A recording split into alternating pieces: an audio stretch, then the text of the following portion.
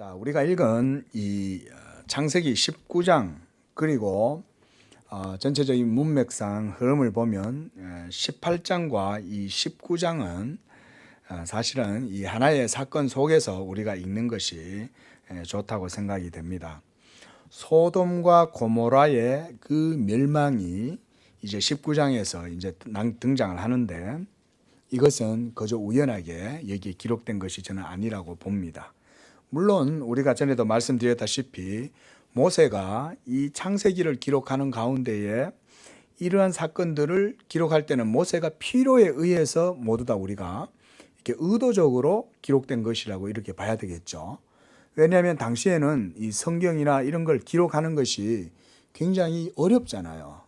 그리고 이것을 갖다가 보관하기도 어렵고, 그래서 이런 기록들을 모세가 쓰려고 마음을 먹었을 때는 이 분명한 어떤 의도에 의해서 전체적인 맥락을 모세가 의도적으로 이렇게 생각을 하고 썼다, 이렇게 우리가 생각을 해야 됩니다. 그런 것을 생각해 볼 때 이 소돔과 고모라의 이 멸망은 그저 우연하게 일어난 것이 아니라고 생각할 수 있습니다. 우리가 보통 보면 거기에 아브라함의 조카 롯이 이 소돔 땅에 가가지고 삶을 살죠. 그런데 롯 때문에 물론 하나님께서 그곳에 심판을 늦추시고 이렇게 한 것도 있지만 그것뿐만이 아닌 것입니다. 하나님께서 타락하고 범죄한 도시에 심판을 내리시는 사건을 이곳에 보여주는데 이런 것에 대해서도 우리가 본문을 통해서 조금 살펴보려고 그럽니다. 먼저 1절부터 보면 어느 날 하나님께서 이 아브라함에게 나타나셨어요. 그걸 보니까 아브라함이 있는 장소가 구체적으로 이제 명시가 되어 있는데 마므레의 상수리 나무들이 있는 곳, 이걸 우리가 이제 헤브론 땅 그쪽 지경이라고 이렇게 봅니다. 아브라함에게 하나님께서 나타나셨는데 날이 뜨거울 때에 그가 장막문에 앉아 있다가 그랬습니다. 자, 뭐 오늘 제가 이제 한번 그래서 헤브론 땅에 이제 지금 이 마므레 이 지역의 날씨가 어떤가 그래서 한번 인터넷에 검색을 해봤어요. 우리보다 더 시원해요. 지금 우리보다 더 시원하더라고요. 뭐 약간 좀 비슷하긴 한데 좀 더 시원한 그런 날씨입니다. 지중해 날씨죠, 그죠? 지중해에 하나 있으니까. 그 날이 뜨거웠다고 하는 걸 보니까 아마 정오에 굉장히 이제 날이 뜨거울 그때인 것 같아요. 그 중동에 또 이 얼마나 저기 먼지가 많습니까? 그때는 또 샌들을 신고 다니고 이제 이런 거니까 굉장히 피곤하기도 하고요. 근데 아브라함이 거기 앉아 있는데 보니까 문득 저 앞에 사람 셋이 서 있는 거예요. 어디서 이렇게 걸어왔다 이런 식으로 표현을 안 하고 아브라함이 눈을 들어서 이렇게 봤는데 거기에 세 사람이 서 있는 거예요. 그런데 아브라함의 반응이 여기에서 우리가 좀 주목할 필요가 있습니다. 아브라함은 그들을 보자마자 거기에서 그들에게 달려갑니다. 보니까 2절에 보면 장막문에서 앉아서 있었죠. 그러다가 달려나가서 영접을 하고 또 몸을 땅에 굽혀서 그가 말합니다. 내가 주께 은혜를 입어 싸우면 원하건대 종을 떠나 지나가지 마옵소서. 그리고 물을 가져오게 해서 당신의 발도 씻으시고 이 나무 아래에서 좀 쉬십시오. 아마 아브라함의 장막 옆에 큰 이 나무가 있었던 것 같아요. 요즘이야 우리 뭐 서리풀 원두막 이런 것들이 있겠지만 그때는 이런 큰 나무 밑에서 뭐 이렇게 쉬었겠죠. 그리고 떡을 조금 가져오리니 당신들의 마음을 상쾌하게 하신 후에 지나가소서. 당신들이 종에게 오셨습니다. 자, 여러분 여기서 우리가 볼 수 있는 것 가운데 하나는 뭐냐면 아브라함의 인품인 거예요. 자, 아브라함이 이렇게 지나가는 그 손님을 영접하고 환대하고 그들에게 이렇게 호의를 베푸는 것, 이런 것을 볼 때 참 이 아브라함이 얼마나 마음이 영적으로 준비된 사람인가. 더군다나 우리가 이 오늘날은 뭐 아파트고 빽빽한 도시에서 사니까 전부 다 인정이 다 메말라 있지만, 그때는 이 광야에서 다들 이렇게 살잖아요. 그 천막을 치고 이렇게 살고. 그러니까 얼마나 그 사람 대하기가 쉽지가 않습니까? 그런데 바로 이렇게 사람을 만났을 때에 아브라함은 딱 나가서 3절에 내가 주께 은혜를 입어 싸우면 이렇게 하는 거예요. 참 이런 말이 그냥 쉽게 나올 수 있는 말이 아니죠. 처음 보는 사람들인데 그 사람들에게 내가 당신께 은혜를 입어 싸우면 이런 말을 한다는 것은 그가 얼마나 하나님을 경외했는가, 이것을 알 수가 있어요. 이게 무슨 얘기냐? 여러분, 하나님의 은혜를 입고 살아가는 사람은 다른 사람들에게도 은혜를 능히 베푸는 사람인 줄로 믿습니다. 이게 아브라함의 신앙의 자리가 딱 잡힌 거예요. 그러니까 우리 그렇게 볼 수 있는 거예요. 그래서 그가 여러 가지 것들로 그들을 환대하고 발도 씻을 수 있도록 물도 주고 또 떡도 가져오고 이렇게 하는 거예요. 그랬더니 그들이 이르되 너의 말대로 그리하라 이렇게 말합니다. 자, 여기에서 이제 여러 사람들의 의견들이 있는데요. 이 세 사람이 누구냐? 이런 이제 얘기가 나와요. 그 언뜻 보면 뭔가 좀 약간 좀 기묘한 그런 느낌이 들죠. 이 분위기 상황 자체가 그렇죠. 뭔가 미스테리한 그런 분위기입니다. 자, 그러나 이건 너무 미스테리하게 생각하면 안 돼요. 간단하게 그냥 하나님께서 천사를 데리고 왔다 이렇게 생각하시면 돼요. 그리고 여러분, 하나님께서 현현하셔서 사람의 모습으로 나타나도 하나님은 음식을 먹으실 수 있습니까? 없습니까? 하나님은 먹으실 수 있죠. 왜냐하면 하나님이시니까. 아직은 이때 예수님은 성육신 하시고 그런 분은 아니잖아요. 그렇죠? 그래도요, 여러분, 성육신 하신 예수님이야 성육신 하셨으니까 당연히 음식을 먹으시지만, 그러나 성육신 하신 예수님도 어때요? 없던 오병이어만 가지고, 그죠? 그 어린아이들과 여자를 빼고 5,000명도 먹일 정도로 이렇게 많은 사람들을 먹이실 수 있는 이 음식을 만드실 수 있는 능력이 있잖아요. 자, 음식을 없는 데서 만드실 수 있는 능력이 있다면 있던 음식도 없어지게 할 수 있을까요? 없을까요? 하실 수 있죠. 그 얘기는 뭐냐? 그냥 음식을 먹으면 그 먹은 음식이 이 하나님께서 사람의 모습으로 현현해서 나타났다 해도 하나님이 뱃속에 들어가도 그게 다 없어지지. 그걸 어디 또 화장실 가가지고 배변하고 이렇게 안 하셔도 되는 거예요. 중요한 건 아브라함을 만나서 아브라함과의 이 친교를 가지는 게 지금 이 본문에서는 중요합니다. 자, 보세요. 오늘 본문에 보면 무슨 사건이 나옵니까? 이후에 소돔과 고모라에 대한 하나님의 심판의 얘기가 나오잖아요. 한마디로 그 성에 있는 모든 사람들이 다 심판당해서 이제 멸망을 당하고 죽는 거예요. 그런데 하나님이 누구한테 먼저 왔어요? 아브라함한테 딱 들려서 지나가시는 거예요. 그냥 가시면 되잖아요. 안 그래요?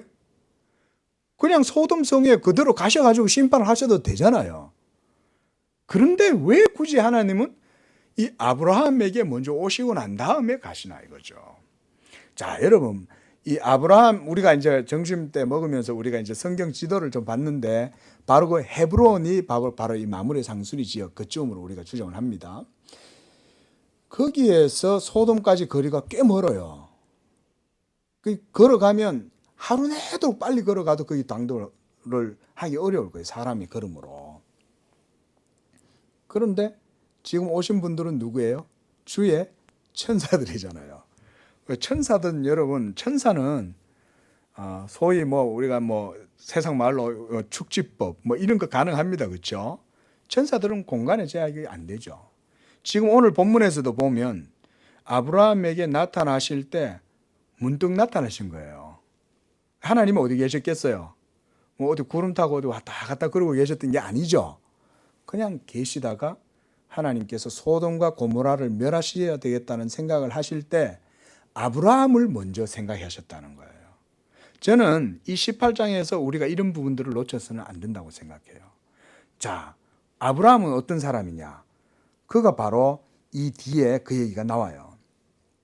17절에 보면 여호와께서 이르되 내가 하려는 것을 아브라함에게 숨기겠느냐 이렇게 말하죠. 지금 내가 저 소돔 땅을 심판하려고 내가 지금 가는 길인데 내가 하는 이 일을 내가 아브라함한테 알려야 되겠다. 하나님께서 이렇게 마음을 먹으신 거예요. 왜 그러셨을까요? 여러 가지 의미가 있지만 저는 그 중에서 하나가 소돔과 고모라를 멸하시는 것은 하나님의 분명한 심판과 공의의 집행의 의지를 보여준다고 봐요. 근데 여러분 보세요. 장차 이 가나안 땅이 어떻게 돼요? 소돔과 고모라처럼 멸망의 날이 이루어져. 언제 그 일이 이루어져요? 아브라함의 자손들 이삭과 야곱에게서 70인이 번성하고 그들이 애굽에 내려가서 400년이 지난 다음에 그 다음 가나안 땅이 어떻게 된다는 겁니까? 그러고 나면 가나안 땅이 소돔과 고모라처럼 하나님의 심판을 당할 날이 오게 된다는 거예요. 그때가 바로 아브라함의 자손들이 약속의 땅 가나안을 점령하는 그 때가 되는 거예요. 여러분, 이건 하나님의 심판의 의지를 보여주는 겁니다. 근데 지금 이 땅은 어떤 땅이에요? 하나님의 약속의 땅이잖아요. 그러니까 하나님의 약속의 땅은 불로 이게 유황불로 심판을 내리면 초토화되는 거예요. 그렇게 안 하시는 거예요. 오히려 나중에 그 땅은 하나님께서 언약 백성 아브라함의 후손들에게 400년 후에 그 땅을 주시죠. 그러니까 그 땅을 하나님께서는 보존하시는 거예요. 지키고. 그 기간 동안 놔두시는데 이 소돔과 고모라는 그래 따지면 하나님께서 이렇게 무엇이든지 범죄하고 죄가 가득한 그 도시와 성읍을 하나님께서 심판하실 수 있다는 걸 보여줍니다. 우리가 역사 속에서 이런 거 많이 보죠. 그렇죠? 폼페이 이런 것도 그 지역에 얼마나 많은 범죄가 많았습니까? 막 유적이 발견되는 데 보면 이렇게 그냥 그 낙진이 떨어져 가지고 하니까 사람들이 그냥 그 뜨거운 화산재에 그대로 파묻혀 가지고 죽어버린 거죠. 그대로 그냥 숨도 못 죽는 거예요.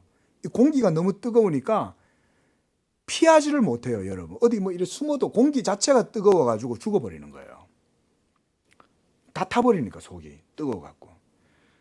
그 뭐 보면 막 그 유적이 발견되고 그 이렇게 해니까 그 속에 들여다보니까 이쪽으로 가면은 남창이 있고. 남창이 있다는 게 이게 참 이게 얼마나 더럽습니까?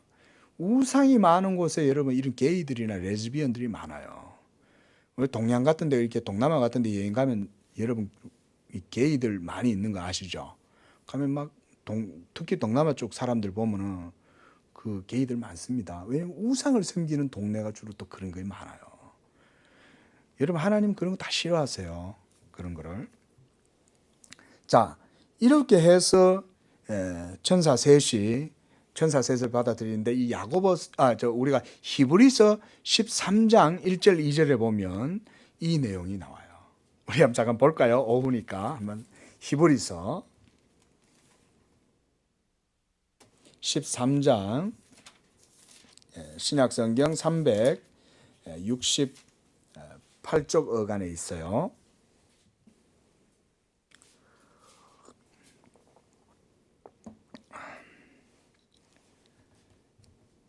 자, 우리가 3절까지 1절부터 한번 읽어보겠습니다. 형제 사랑하기를 계속하고 손님 대접하기를 잊지 말라. 이로써 부지 중에 천사들을 대접한 이들이 있었느니라. 너희도 함께 갇힌 것 같이 갇힌 자를 생각하고 너희도 몸을 가졌은즉 학대받는 자를 생각하라. 자, 이게 사도가 이 글을 기록하면서 누구를 생각했겠어요? 바로 이 아브라함의 이 18장의 내용을 생각하면서 하는 거예요. 그런데 거기에 보니까 뭐라고 얘기하냐면 손님 대접하기를 잊지 말라 그래요. 지금 아브라함이 손님 대접하는 거 우리가 방금 봤죠. 얼마나 지극하게 극진하게 이 손님들을 대접하잖아요. 왜 이렇게 아브라함이 손님들 대접하는 일에 적극적이었을까? 저는 먼저 그걸 생각해요. 아브라함이 하나님께 은혜를 입었다는 것을 늘 마음으로 깨닫고 살기 때문에 그래요. 자, 아브라함 우리가 12장에서부터 하나님의 부르심을 받았잖아요. 그러면서 우리가 지금 18장에 오는 이까지 아브라함의 삶을 우리가 봤습니다. 아브라함이 얼마나 여러 가지 실패와 자신의 연약함과 여러 가지 어려운 일들을 많이 겪었습니까? 그때마다 하나님께서 어떻게 하셨어요? 적극적으로 아브라함을 도와주죠. 아브라함은 하나님의 은혜가 없이는 절대로 살아갈 수 없는 사람이었어요. 그렇죠? 그가 바로에게 자기 이 부인을 빼앗길 뻔도 했는데 그것도 하나님 살려주고, 그 다음에 소돔 왕과 그 다음에 이 그돌라오멜이 막 연합해가지고 막 싸움을 할 때도 조카 롯이 그 끌려갔을 때 또 그거 가가지고 하나님이 이기게 해갖고 또 그들을 구해오고, 그리고 여러 환경 속에서도 하나님께서 복을 주고 도와주셔가지고 아브라함으로 하여금 오늘 이 헤브론에 잘 정착하게 해주신 거 아니에요. 결국 아브라함이 정착한 곳은 바로 이 헤브론 마물의 상수리 수풀이거든요.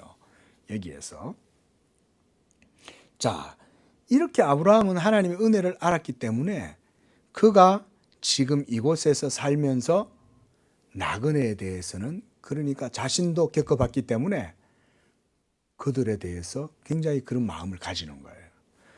두 번째는 뭐냐면 아브라함이 자신에게 나타난 사람들을 그저 그냥 길거리를 지나가는 그냥 유랑객 정도로 여기지 않았다는 겁니다. 여기 보면 내 주여 이런 말을 쓰잖아요. 그런데 그만큼 이게 이 아브라함이 자신에게 나타난 이 세 분의 그 천사들의 현현이죠. 그걸 보고 영적으로 그는 깨어있는 사람이었기 때문에 그들을 보통 예사로운 사람이 아니라는 것을 알아본 거예요. 자, 영적으로 잠을 자고 있으면 모릅니다. 그 대표적인 사람들이 누구냐면 19장에 나오는 소돔 사람들입니다. 소돔 사람들은 천사가 와서 롯의 집에 찾아와가지고 이제 롯하고 대화를 하고 있을 때 옆에 와가지고 막 그들을 심지어 이제 자기들한테 내놓으라 이러죠. 그들에게 성적으로 욕보이겠다고 그러는 거예요.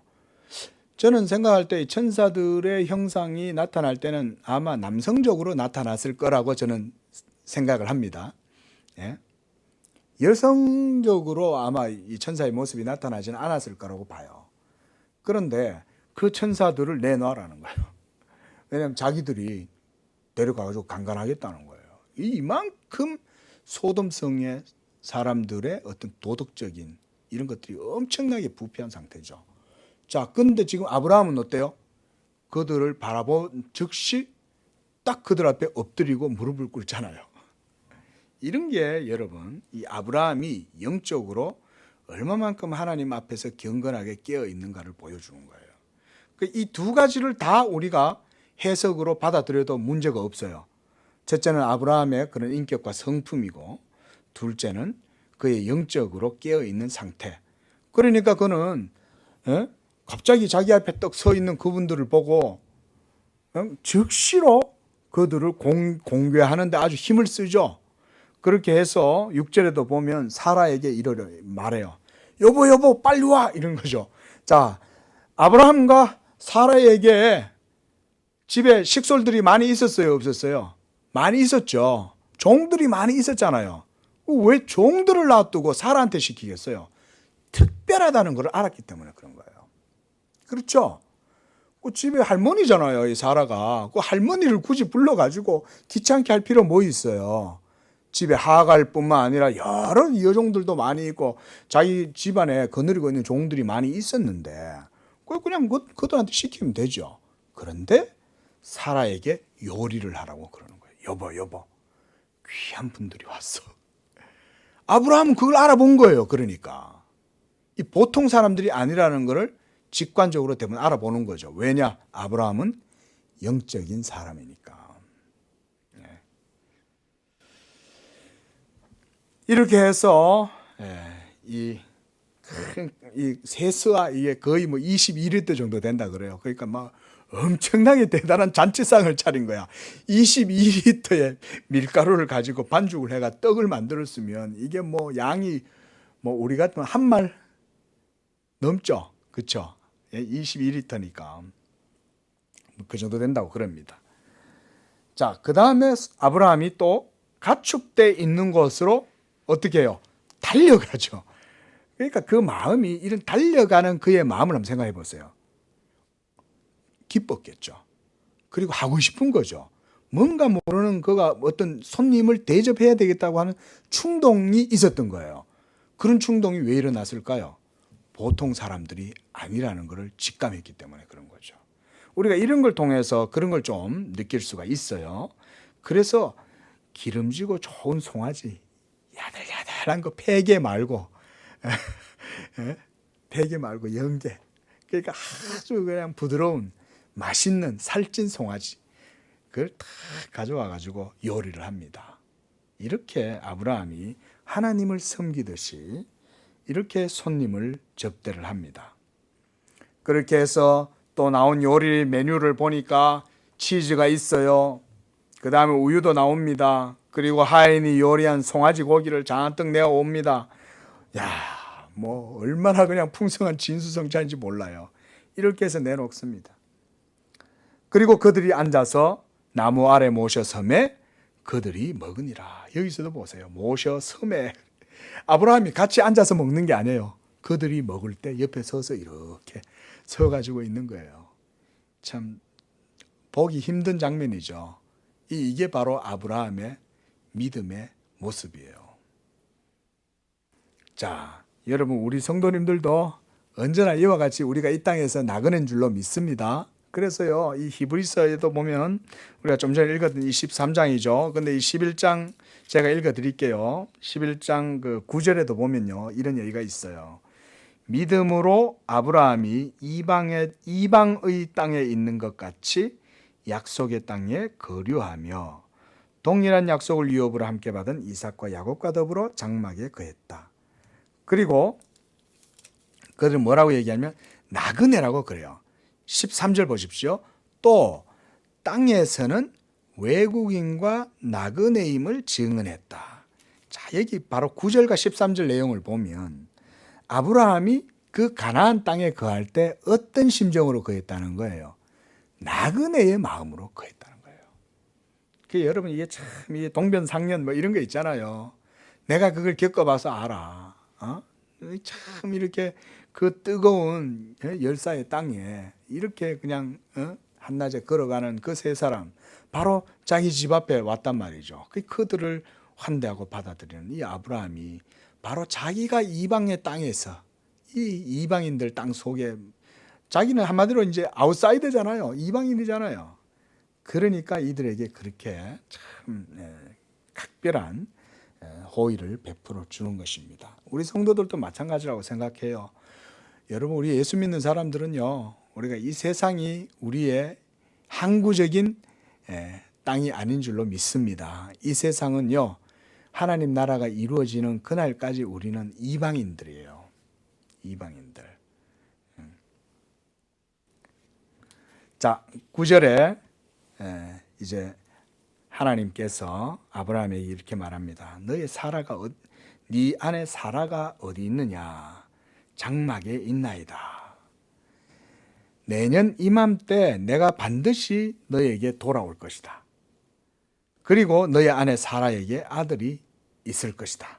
그 1년 후에 그렇게 된다는 거죠.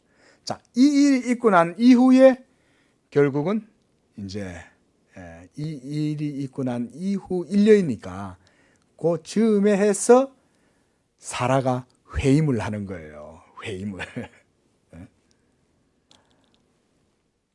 그때 사라가 장막 뒤에서 이 하나님의 천사가 얘기하는 것을 듣습니다. 그러면서 아브라함과 사라는 나이가 많아 늙었고 사라에게는 여성의 생리가 끊어졌는데, 그래서 사라가 이제 속으로 웃는 거예요. 그 말을 듣고.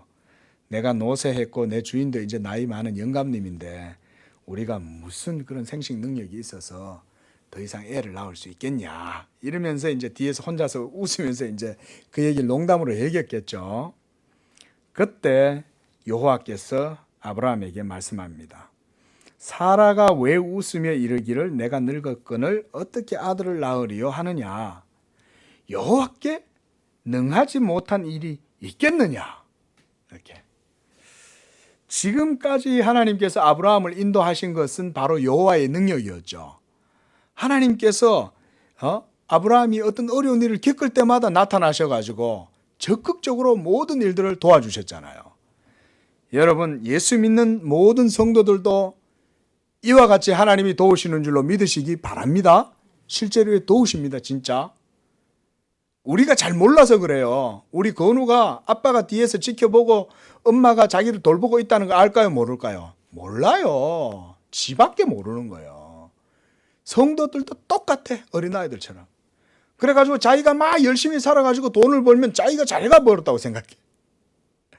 그리고 자기가 건강하게 살면 자기가 맨날 새벽기도 마치고 열심히 기도하고 규칙적인 생활을 해서 건강하다고 생각해. 아닙니다, 여러분.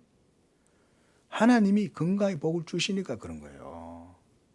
아무리 여러분 섭생을 하고 자기 어떤 몸을 갖다가 건강하게 했다고 아무리 애를 써도요 병 못 막아요. 하나님이 건강을 주셔야 되는 겁니다. 자, 이렇게 하나님께서 아브라함을 도와주셔서 모든 일들 가운데 은혜를 베풀어 주셨죠.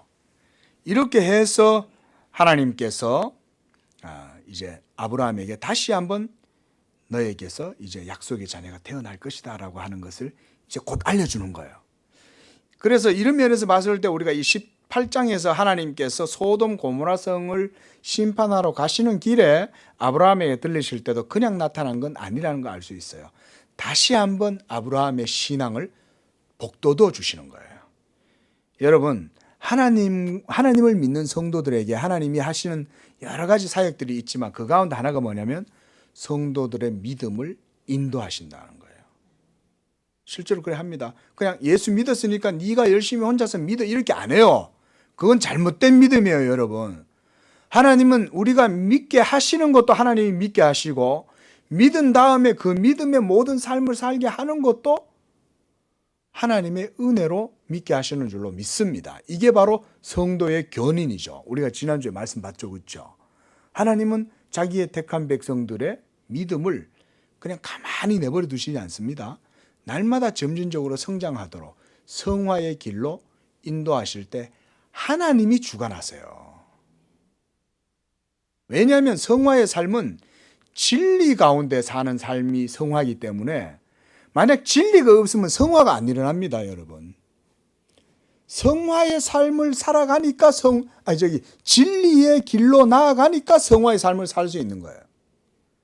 그래서 성화란 말은 뭐냐면 결국은 성화가 되면 될수록 신앙이 깊어지고 그럴수록 하나님을 아는 지식이 더 많아지는 거예요. 이게 성화예요. 그러니까 성도는 가만 고여 있지 않아요. 항상 흘러내려요. 그게 바로 성도들의 삶입니다. 아브라함도 마찬가지입니다. 우리가 보았듯이 12장에서부터 해서 매장마다 하나님이 아브라함한테 나타나서 계속 용기를 주죠. 야, 너 나이 많았지만 용기를 잃지 마. 너 아들 낳을 수 있어. 내가 너와 함께 해. 야, 너 75세인데 너 80세가 돼가 괜히 엉뚱한 생각 하지 마. 이스마엘이 네 약속의 자녀가 아니야. 너의 씨는 사라에게서 태어나야 돼. 계속해서 하나님이 그 언약을 계속 확인시켜 주잖아요. 언약을 확인시켜 준다는 얘기는 뭐냐? 성도들의 삶을 진리 가운데로 계속 인도하신다 이 말이에요. 왜냐하면 언약이 뭐예요? 하나님의 말씀이잖아요. 그게 이제 우리가 신약에서는 예수 그리스도의 복음을 바로 언약의 말씀이다. 이렇게 우리가 이해한다 그랬죠. 똑같은 거예요. 그러니까. 자, 이렇게 하나님께서 아브라함에게 항상 능력으로 역사하셨습니다. 그러므로 14절에 하나님께서 아브라함에게 다시금 말하는 거예요. 여호와께서 능치 못할 일이 어디 있느냐? 네가 왜 의심하냐 이거예요. 의심하지 말라.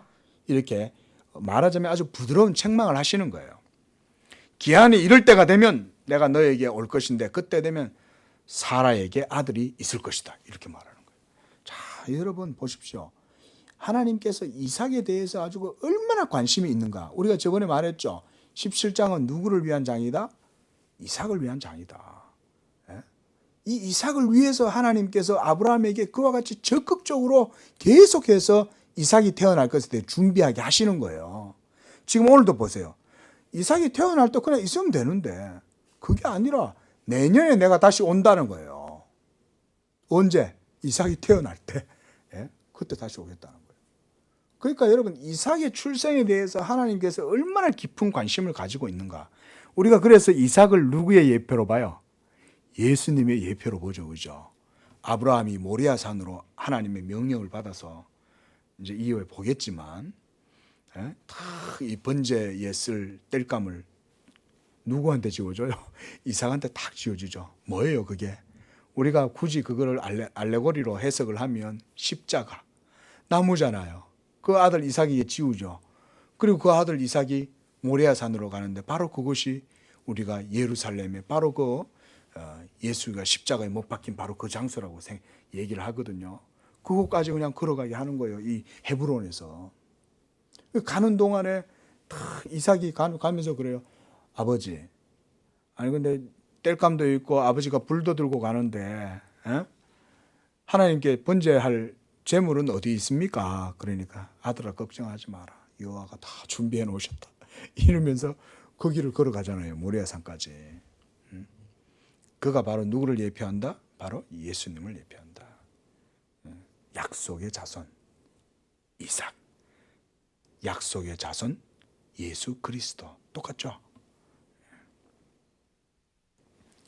자, 여러분 보십시오. 하나님이 인류의 구속을 위해서 대속 제물로 예수 그리스도를 택하시고 영원전에 세워놓으셨다 그랬죠. 그리고 예수 그리스도를 바라보시고 이 모든 역사를 이루셨다 그랬습니다. 우리가 지난 창세기 강의에서 그 영원전부터 하나님께서 예수 그리스도를 바라보시면서 이 모든 일들을 행하시는 거예요. 그러니까 하나님의 일거수일투족은 빈틈이 없는 거예요. 다 계산되어 있는 거예요. 하나님이. 누구를 위해서? 이삭을 위해서? 아니요. 우리를 위해서 예비하신 거예요. 그 모든 길은 바로 장차 예수 그리스도를 믿음으로 구원받게 될 백성들을 위해서 하나님이 예수를 세우고 그 예수를 통하여 장차 이루어지게 될 모든 역사들이 바로 바다의 허다한 모래와 같고 하늘의 별과 같은 여러분들인 거예요. 우리 한 사람 한 사람들은 저 하늘의 별과 같은 사람들인 거예요. 아브라함이 하늘을 쳐다봤을 때 그 하늘에 무수한 별들이 있었잖아요. 셀 수 없는 별들이. 그 별들 가운데 우리는 하나의 별들인 거예요. 여러분 아세요? 저 별은 나의 별, 저 별은 너의 별. 거기서 나온 거예요. 제 말이. 바로 하나님이 그것을 영원 전부터 그걸 바라보신 거예요. 여러분들을 바라보신 거예요. 그 일을 위하여 이삭을 세우고 그 일을 위하여 이삭을 예표로 보내시고 이렇게 해서 여러분 하나님께서 명년이 때가 되면 사라에게서 아들이 있을 것이라고 또 확약을 맺어 주시는 거예요. 그 이미 이제 이때가 되면 아브라함과 아브라함과 사라는 벌써 나이가 이제 100세가 다 된 거죠. 내년이니까 이제 99세고 그 다음에 이제 사라는 89세가 된 거예요. 그러니까 뭐 이런 반응이 나올 수밖에 없죠. 내가 늙었고 내 주인도 우리 양반도 늙었는데 무슨 애가 있겠냐 이렇게 이제 얘기를 하는데 여호와께서 능한 일이 여호와께는 능치 못할 일이 없다. 자, 이러면서 17장부터는 이제 하나님께서 또 새로운 말씀을 하십니다. 내가 하려는 것을 아브라함에게 숨기겠느냐. 이와 같이 하나님의 모든 하시는 일은 아브라함과 밀접한 관계가 있다는 걸 보여주는 거죠. 심지어 소돔과 고모라를 심판하시는 그 일도 아브라함하고 상관이 있어요. 왜냐?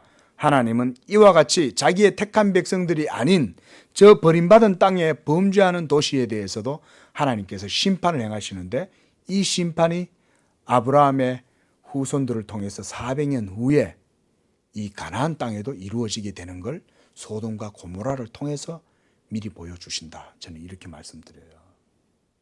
그저 우연하게 소돔과 고모라가 심판받는 게 아니에요. 장차 가나안 땅도 이스라엘 백성들이 들어감으로 그 땅에 하나님 나라가 이루어지게 하고, 그래서 그 땅에 사는 이방인들이 척결되게 하는 거죠. 이게. 그러니까 여러분, 하나님께서 이 아브라함을 얼마나 귀하게 여기시냐면 이사야서 41장 8절에 보면 이렇게 말씀해요. 너 이스라엘아, 내가 택한 야곱아, 나의 벗 아브라함의 자손들아, 이렇게 말해요. 그러니까 하나님이 아브라함을 자기의 friends, 나의 벗이라고 그러는 거예요. 벗.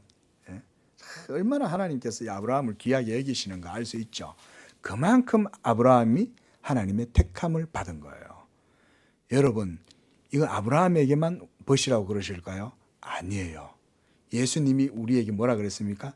나는 너희의 친구다, 이렇게 말씀하죠. 예수님 우리의 친구라고 그러시잖아요.